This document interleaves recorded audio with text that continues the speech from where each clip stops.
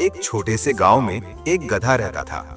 वो रोज अपने मालिक के साथ खेतों में जाता, कभी घास लाता, कभी अनाज। वो मेहनती था, मगर गांव के लोग उसका मजाक उड़ाते। कोई कहता, देखो कैसा आहिस्ता चलता है। कोई हंसता, कितना बेवकूफ जानवर है। गधा खामोशी से ये सब सुनता रहता, लेकिन कभी किसी को जवाब नहीं देता था। एक दिन गांव में अचानक एक बड़ा तूफान आ गया।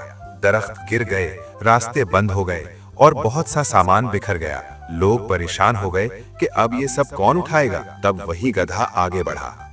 उसने एक के बाद एक भारी बोरियां अपनी पीठ पर उठाईं और गांव वालों का सामान महफूज जगह पहुंचाया। किसी ने कहा, ये तो हम सबसे ज्यादा ताकतवर है। दूसरे ने कहा, हमने हमेशा इसका मजाक उड़ाया, मगर आज इसी ने हमारी मदद की। गधा बस मुस्कुरा दिया।